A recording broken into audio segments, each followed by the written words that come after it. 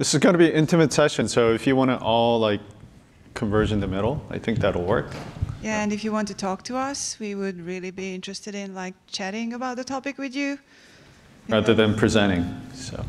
Yep. Yeah.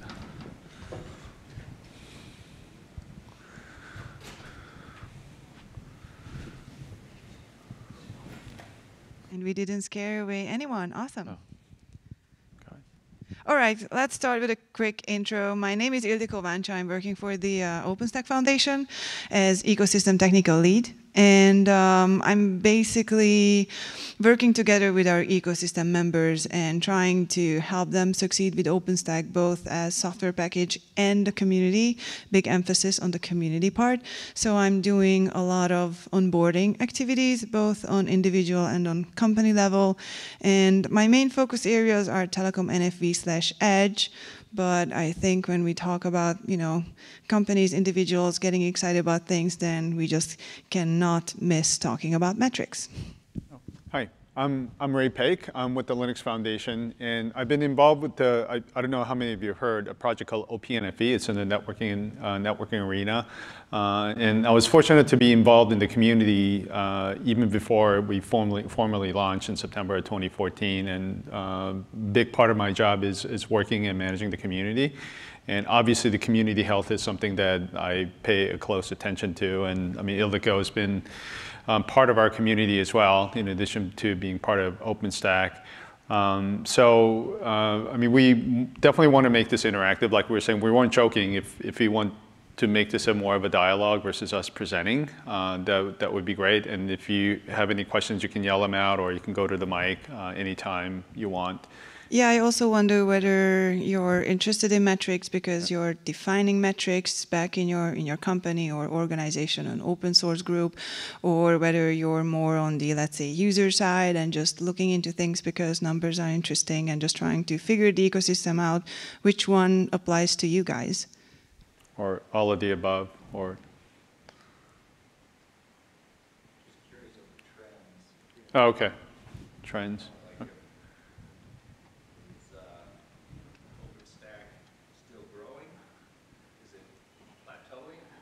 Okay.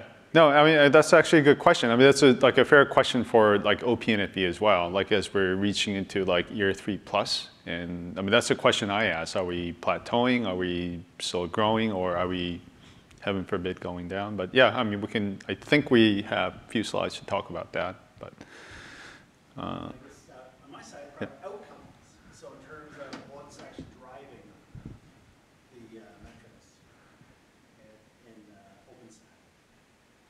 So okay. Is it in terms of network performance? Is it latency? Is it user experience? Mix of everything? Oh, what's like driving like community growth as an example? Okay, that's an interesting question, but. Yeah, that's an interesting one. Yeah. What is your quest? Is the way I was as a Monty Python. Yeah. So the question is really interesting because our presentation is mainly metrics on, let's say, the human side of things. So when we talk about things like, latency and such, I think that's basically coming from use cases. And I don't think that we specifically measure that, like how many use cases contain latency and whether it's the use case that brings in the people or the latency that it gets addressed. So in that sense, I think that we all see all these various hype cycles that basically the ecosystem goes through. And in that sense, I think, whatever the latest and greatest, people will go there because I think that's partially human nature, that we always see the latest technology coming out, the magic solution, the unicorn to all our problems. So I think what we are trying to figure out on the human side of metrics is how to keep people, how these hype cycles happen, and maybe roughly also trying to figure out where we are.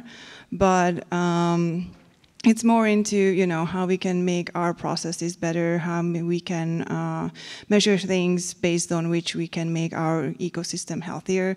And on the use case side, I think what's good in a community is when you're surrounded with enthusiastic people who are excited about solving the issue for their particular use case, and when they are solving problems, that's usually useful for others as well from another aspect. But still, the point is that we are all here together and solving problems. I don't know whether from OPNFE or other open source project perspective you have an addition to this. No, no. I mean, not a whole lot to add. I mean, we actually have a slide. We talk about like the hype curve, and then that certainly plays a part. I mean, if you look at like attendance at like summits, people who come to your local meetups, and like new contributors that are showing up, I mean, definitely sort of follow that trend.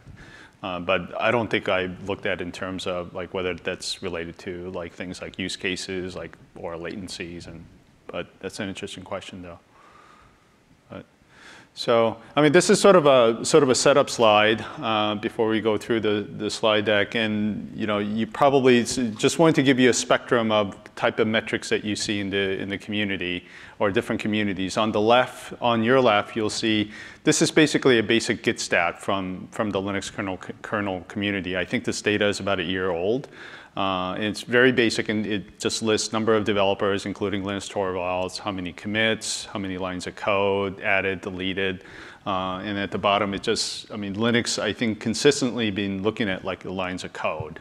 And obviously, it's been growing. And on the right, this is a fancier dashboard from our friends at Bitergia. I mean, you'll see the Chaos logo. That's another project within the LF looking at community metrics. It stands for Community Health Analytics for Open Source Software. So conveniently translate into Chaos. And so that's a community metric dashboard for the Chaos community. If you want to learn more, we're not going to talk a lot about like a Chaos today, but go to GitHub and look at Chaos. We have software repos there as well, so that sort of nice visualization, so give you a different perspective in terms of what different communities do. And I think what we'll talk about, like the three main things, is it's kind of a funny question to ask because like metrics are pretty prevalent in different communities, and I mean, why do we even bother doing this, right? I mean, some people spend a lot of time like looking at numbers, and that's sort of one, and then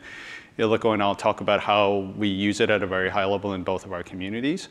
And then bulk of it, we'll probably talk about some of the pitfalls that we've seen or mistakes that we've seen people make in different communities. So that's sort of the layout. But like I said, feel free to interrupt us. It's an intimate crowd. And if there are other topics you want us to cover, like if we don't go through all the slides, we're not going to feel a bit offended at all. So. All right, so just on basically high levels, why, as Ray asked, why we even bother, I usually bring up some real-life examples, like we are looking into calories when we are trying to figure out our, daily dishes. We are also looking into things like blood pressure, for example, and pulse. Why we do that? Am I healthy if my blood pressure is 120/80? Am I sick if it's like 100/60? Maybe yes, maybe no. I'm not sure that number will exactly tell me, but I still keep on monitoring how am I doing in that front. So when it comes to communities, I think we just by nature have the desire to have an idea on what's happening in the community, how we are doing, what are the trends, how things are changing, and then based on what we see from the numbers, we try to figure out what the next steps are, how we can improve processes, how we can improve our lives. So in the open source communities, there are a lot of individuals trying to contribute and figure out the whole ecosystem, the software, and all the things that needs to be done to be a good community citizen. So when we have numbers up, that can also like lead to transparency. So everyone's equal. We are doing the best we can in these organizations, and there are the numbers. They show it. I mean, even if we don't have like tools in a particular community, whenever you look into the version control system, you're able to locally extract those numbers. So the numbers are the data data, the raw data itself, is always available. And it's kind of always on you what you're doing with it.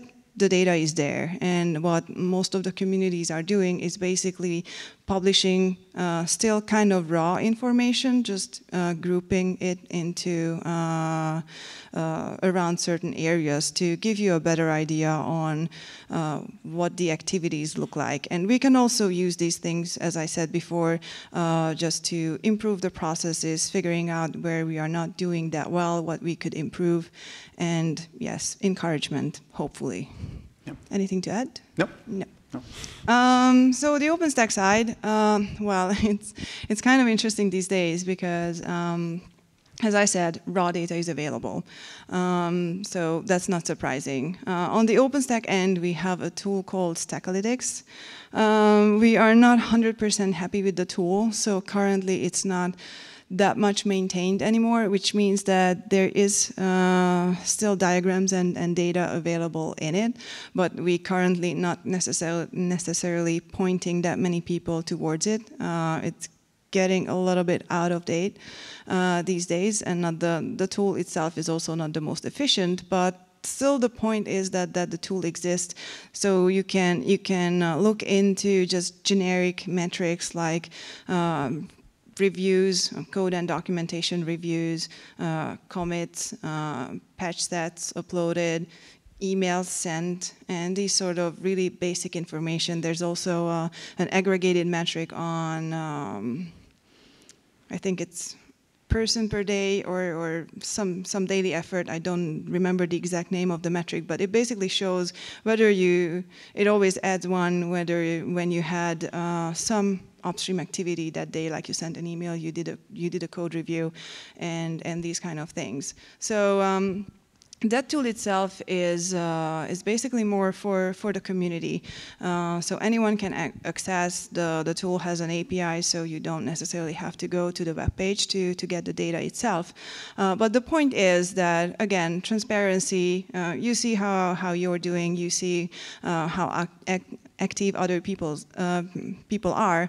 And the best thing in these metrics, like for example in Stackalytics, you can even see that what time of the day in UTC hours the person is the most active, which means that I personally, the best usage of Stackalytics on my end was to figure out that what time zone the person might be in, which might sound really strange, but it's extremely useful when you're trying to communicate with the person, for example, on IRC, and you just get an idea that, yes, his or her hours is like in the middle of the night for me, so probably they are on another continent, and then no hard feelings if they don't answer me within, I don't know, 10 minutes or an hour or 2 hours, because they are sleeping. So I should not expect to get an immediate answer on IRC. So you can kind of trick these tools into extracting really, really useful information beyond just the processes and bottlenecks and these sort of, let's say, more trivial things. What we are doing on the foundation side is per release cycle and per calendar year, we're also doing some more deep dive analysis on numbers. So you can see on the right that diagram, which basically shows the percentage of merged code per people. So it basically, I'm sure that the metric itself has a fancy name, but I don't remember it. The point of the whole diagram is to show that a big chunk of the code gets landed by a handful of people. So basically, when it comes to involvement from companies, this is a pretty nice diagram to show them that there are key people, and we have to ensure that the key people are not burnt out. Their work is appreciated, and it's not just coming from the community, that also has to come from the companies who employ them. Because yes, this is open source, anyone can contribute in their very free time, but I think we all know that, I need some money to buy some food, which means that I need a job. And I just always laugh at comments when every now and then the topic comes up that my community is more open source than yours because, by the way, I only checked by emails whether or not someone's affiliated, and even I use my Gmail address to contribute code because that's just easier. So beyond that, the importance really is the people and how to make the community ecosystem better. So back to Stackalytics, just like a really quick view, there are those numbers, and those numbers are out there for everyone to see, which means that they are usually pretty much target for gaming, which is a big issue, or can be a big issue, and we will talk about that later. Yep. Cool. So what do we do in OPNFV? So actually, Stefano was in the back. Like I remember when we got started, we were thinking about like what kind of metrics should we measure and what kind of dashboard should we use. And Heather, myself, like met with Stefano in San Francisco for lunch and give us a lot of insight on how back then he was using like a quarterly reports and Bitergia dashboard for OpenStack community. And I took a lot of those like advice to heart, and thank you. And one of the things I still remember, is that what he told me was that a lot of people seem to be obsessed with like ranking, like which company or which individual is contributing the most. I mean, the data is there, like on the dashboard, you can see it. So our dashboard looks very similar to Stackalytics. But the advice I got was like, pay attention to potential bottlenecks. Like, see if there are any issues in terms of other patches being merged in a reasonable time frame across all the projects. Are the tickets being closed? So what Bitergia folks, they provide to us in addition to the dashboard is that they send me like a quarterly report, like sort of your health report for the past 90 days. And similar to OpenStack, we also have like a 6-month release cycle. So we obviously have this curve, like certain quarters is going to be busy because that's when we have our release. And particularly in that quarter, I look at things like review efficiency index, BMI they call it, backlog management index, and make sure that things are getting done on time. And if not, then it's a good reason for me to call like a PTL. I mean, for one quarter, I remember like they present with both median and a mean of like a time to merge. And I noticed that there was like, all of a sudden there was like this huge discrepancy, and it was like strange. So like what happens like each quarter is that I have list of 10 questions for Bitergia folks, because I know I drive them crazy because I have a lot of questions every time I see a new data. And I said, well, what's causing this discrepancy? Are some projects more responsible than the other? And the response I got back was that here's a list of projects where it seems to be taking longer to merge patches. And these are the projects that had dependencies on other projects in OPNFV. So it just takes time, right? And so I wasn't as worried, like when I realized that's what's going on.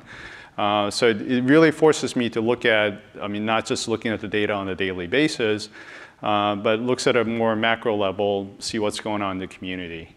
And when the quarterly report comes out, the other thing I publish is, sorry, this is an eye chart on your bottom right. What I call it just a health check data for OPNFV projects. So we have about 50 projects in OPNFV, and the 3 bars represent like Git commits, tickets closed on Jira. That's what we use for like ticketing system and bug reports. And the last one is like a wiki page activities for each of the projects. And I stress this like every quarter. I'm not trying to like rank projects in terms of activities. The ones with the highest bar, by the way, that's documentation. You're all supposed to be contributing to documentation, so obviously the bar is going to be really high. I mean, we have a wonderful PTL for docs, but it's not for her ego. But what I'm more concerned about is the projects that don't seem to have a pulse for whatever reason for that particular quarter. And for some of these, I would know ahead of time. For whatever reason, they're not going to participate in the release. Because the key members of the project, like they need to take some time off because they're having a baby, and that's fine. Or there was a project called Promise in OPNFV. They said, we need to spend a quarter or so working on the Blazor project in OpenStack. So we're going to go quiet for a while, so that's completely fine. But if there is unexpected projects that go off the grid for whatever reason, then again, that's a reason for me to contact the project team and see what's going on. And maybe their work is done, there's lack of interest, but I just want to find out why. It's not to punish people or shut anybody down or crack a whip, but it's just to see, it's just one of the tools to measure the health of different projects within OPNFV. So I don't know if you want to add anything, but otherwise we'll move on. And so I guess we're getting to the part where I mean, sometimes bad things happen with metrics, and that's what we'll talk about. I couldn't resist a good puppy picture. That's such a cute puppy picture. Yeah. But. Yeah, so I started to mention with the the generic metrics, like the very trivial ones, reviews, commits, and these sort of things. So yes, you put out the number, and then people are jumping on it that, yes, I want to generate the highest number possible. Or sometimes the intention really is good. Okay, I haven't used like the review system before, and then let's practice a little and just, let's see how it feels to give a +1 to, I don't know, 10 patches per day. And then it also sometimes pairs up with, let's say, from open source perspective, undereducated management, who thinks that if there's a high review number, then both the company and the employees will be just appreciated because, the number must indicate how much work there is in. And if you look into the details of these reviews and you just see that random +1s in random repositories every single day, then you can identify that there's something wrong there. And then you can go there and you can talk to the person, and it usually ends really well because they learned a lesson that the number basically doesn't really mean much if you don't put the context around it. Also, like project growth. Just look at OpenStack itself. We started with 2, Nova and Swift, and then we kind of almost instantly grew up until 60. Is it good? Well, it happened. Is it bad? Well, it happened. So what we need to look more into is that what we are doing with the current phase, how we are dealing with the situation, as opposed to just look into the number that, yes, if you have like 40 projects in your community, then that must be good. Depends on the use case, depends on the architecture, depends on a lot of things that will have nothing to do with the exact number. Or again, companies. My favorite was when I used to work for a vendor company. And, obviously, CFP, the summit is coming up. Let's submit, a few proposals. Let's see what makes it. And before the customer meetings, it's like, how many talks do we have? How many did we submit it? How many commits we landed in the past half year? And then I looked back at the sales guy and the customer unit guys that I can tell you a number, but do you have any idea what that means? What if the customer has idea on what that means? Then you will basically embarrass yourself and the whole company. So kind of it can go really, really bad just because sometimes people don't really want to put the effort into understanding what those numbers mean and why those numbers should be important for them. And another really, really important part is that when we say contribution, I think in most of the cases that still means code contribution. It's just kind of, I don't know, by default, this is what we got used to. And I think by today, in more and more communities, we just realize that code is great. We wouldn't go anywhere without code, but that really is not the only thing that's essential for the project, for the community. So like when Ray said that, yes, there's a peak with documentation. Thank God, because that means that the documentation that is supposed to happen actually really does happen. And it really is important to value these type of contributions just as much as the code contributions themselves. Or when someone just comes in and reports a bug, even if they don't have the bandwidth to fix it, at least they give the opportunity to others to recognize that, oh, geez, that's something that we will run into as well, and then, you know, whomever gets there first, they will fix it. Or just simply giving feedback to the community. I think it's extremely important that we somehow measure / more value this sort of non-code contributions, because for a healthy community and a good ecosystem, a sustainable ecosystem, I think these are really, really essential things. Cool. And here's a hype curve. All right, hype curve. And also the slide mentions comparisons. Yeah, that doesn't necessarily connect to the hype curve itself. It's just more on, like the example on, you know, one community uses Gerrit and that review process. The other community is using GitHub and pull requests. So we are really often tempted to just, you know, look at two numbers and compare them without, you know, any further thinking of, so what is that number exactly? Does that really map to the other process? And it often does not, which means that, okay, I compared it and then nothing. Or like just simply, what is a project? So like I'm comparing Kubernetes to what? Nova in OpenStack or whole OpenStack, or, you know, per project basis. So whenever I say, you know, numbers in Kubernetes, like, I don't know, number of commits or something, and the same thing in OpenStack. So yeah, different number of projects, completely different architecture, different, you know, process to put together that commit and contribute. So why am I even bothering with just looking into two simple numbers? Because if you don't look behind them and what they mean, then, you know, from friends, they just really, really quickly become enemies.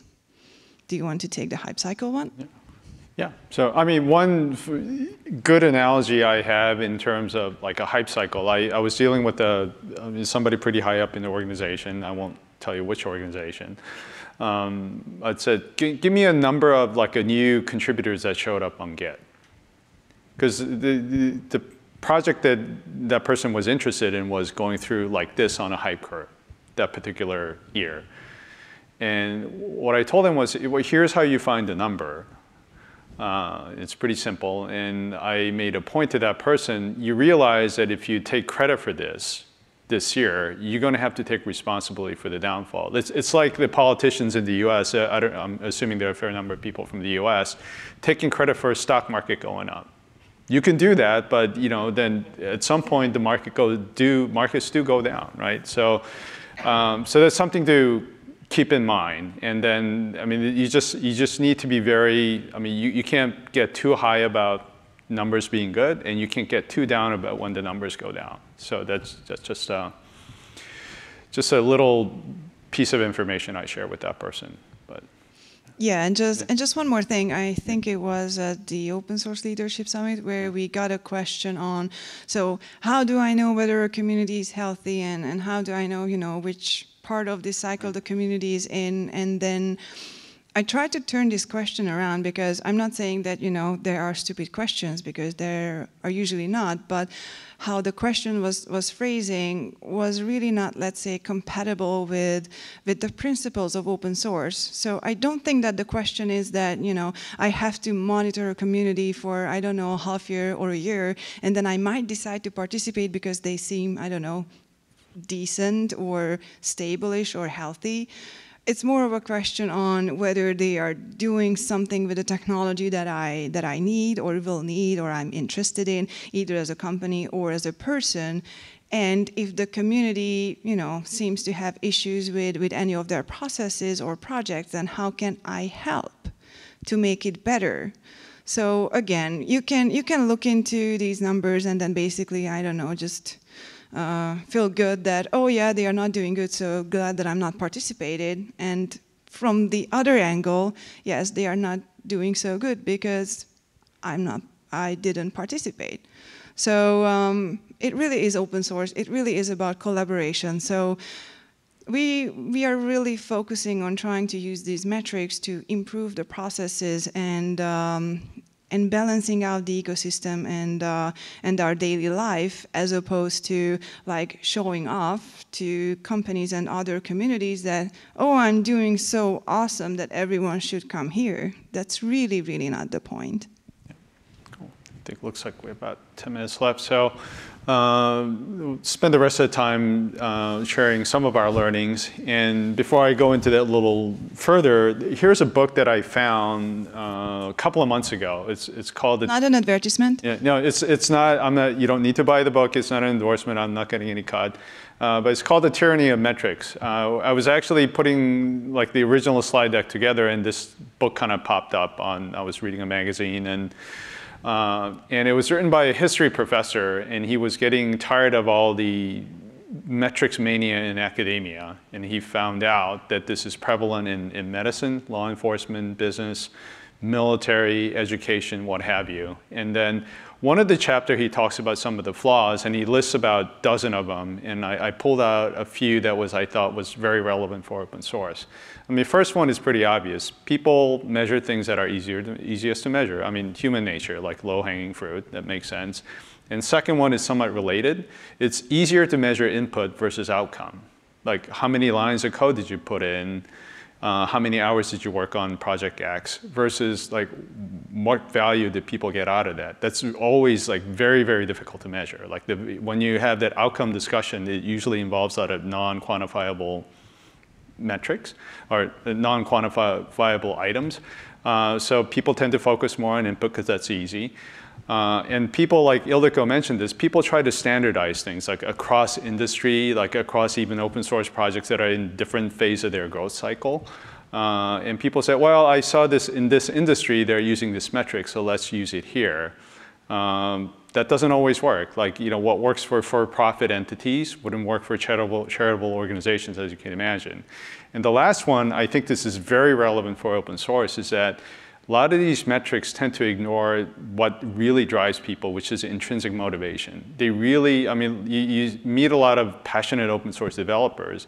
They treat this like a craft, right? I mean, they're not doing this really for the buck. I mean, the paycheck is nice, money is nice, everybody likes it, but they're doing this because they view this as a craft, and they almost view themselves as artisans sometimes, right? And then metrics really drives those people crazy. And the last thing we want to do as community managers is to demotivate people, right? And which is the last thing we want to do. And go ahead. Yeah, I also heard an example from academia. I don't know which part of the world it was from, but the point is that they introduced a new system on how to, like, a point system on these scientific and research and whatever academia papers, and it kind of led into, it was also counted into the ranking of universities, which basically led to everyone wanted the paper for themselves. So the collaboration between institutes became extremely hard because everyone wanted to state that the paper is theirs. And you know, if your name is appearing on my paper and you will get credit for it, then you either, you know, work your ass off or just get out of the door, and I might not even want to collaborate with you because I want the credit to my institution. And I think it's really a brilliant example on how metrics can so easily ruin collaboration, which I think in the 21st century is really essential, not even just tech. So it's really, really easy, you know, when you have a hammer. I know that everyone is using this analogy, but it so really very is true. And another fun thing is that in OpenStack we are doing community awards. OPNF is also doing community rewards. And guess what? We are not using metrics for it.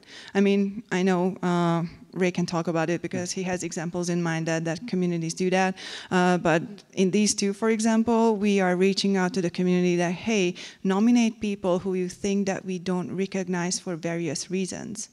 Because it is really important to recognize everyone who's putting in the hard work. Like, maybe they just, you know, stood up and take control on some cross-community feature implementation that no one was really willing to put that much energy into coordinating all those efforts. Maybe the person didn't write a single line of code.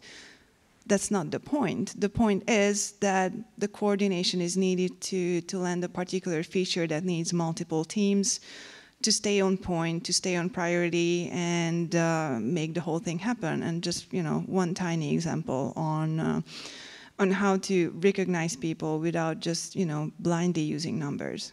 Yeah, no, I mean, I like the community award process because that's how I find like unsung heroes in the community. I mean, I can see how many patches people submitted, but I don't know what those were for or if they were even valuable. And I'll find that through nomination, like this person at company X, like fixed this bugs that we couldn't figure out for like 2 months. I don't know how many lines of code that took, and nor do I care, right? I mean, so I love that process because, I mean, our developer community size is about 1/10 of OpenStack, but I still can't keep track of what everybody's doing. So I really appreciate that process that we go through every 6 months. And the only thing I want to point out in the slide, and we'll move on, is that, I mean, I first heard this like about 8 years ago, like 2 jobs ago. I mean, a lot of companies like set bonus structures for employees saying, if you do these, and this, then this is the formula for your bonus. And this one of my colleagues, I mean, he was really into what motivates people at work. He made this presentation to HR executives saying that's very demotivating. And that was very, very controversial. And even for me, I didn't quite understand it. And the reasoning behind it is that they're just assuming people are just motivated by money, and then because money's like relatively important in everybody's life, that's what people will spend their time on. And then they can't spend time on something that they're really passionate about. So, and I think that's really important in open source community because, I mean, although they get paid by their employers, I mean, in large part, they're a volunteer workforce, right? And then they're working with their competitors a lot of times. And I think that's, anything, like I said, that rocks the boat with the developers that I think both of us are pretty, we really want to avoid doing.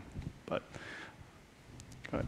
Yeah, I just wanted to also say that people are really usually doing this, there are very many people out there who are just putting all energy and effort into it because they are excited about the technology, they are excited about the community, and just not killing this motivation is crucial. Like when I started to contribute to OpenStack, it was like day and night.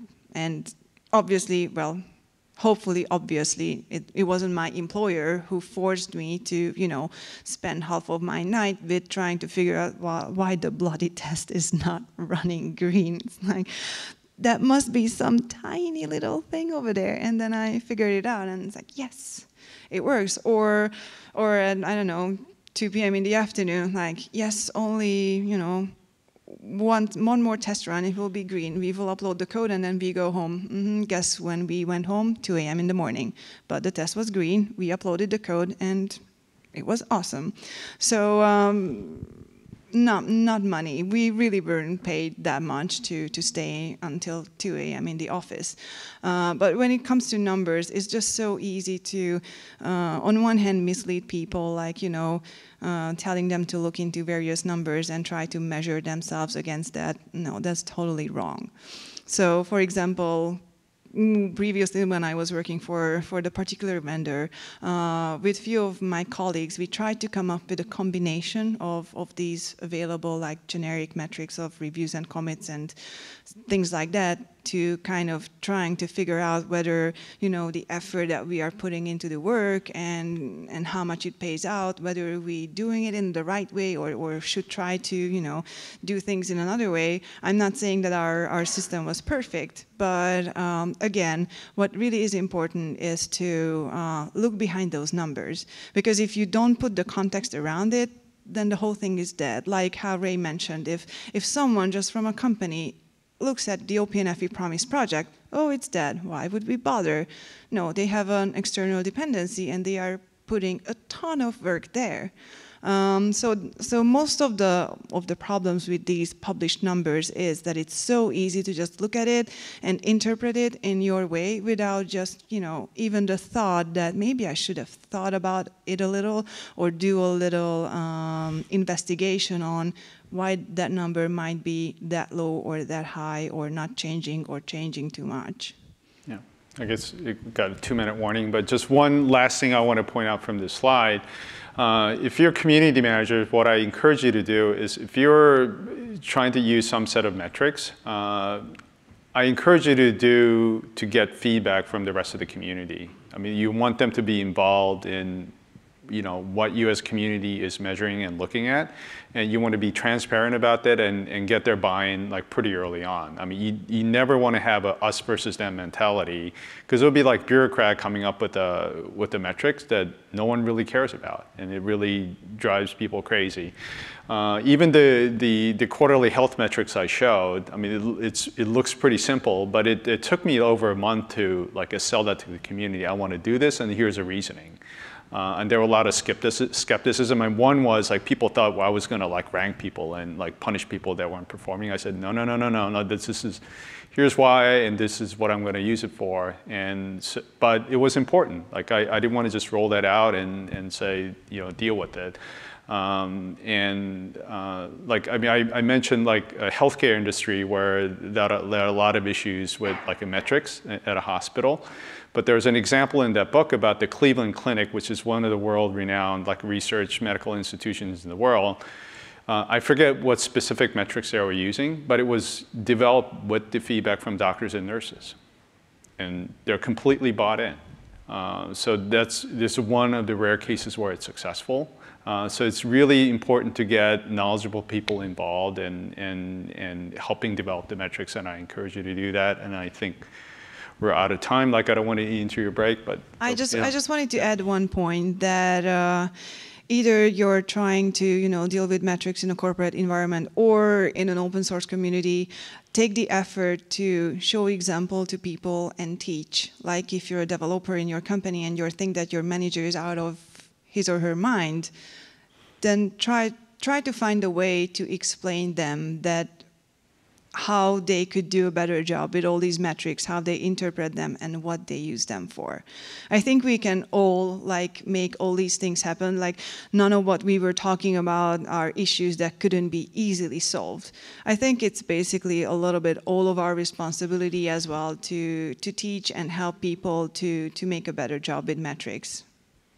Yeah. So one last parting thought on the cute cartoon I wanted to share, and I think it's a good reminder why standardize. I mean, this is a commentary on standardized exams apparently, but I found it on the web, but I thought it was very relevant.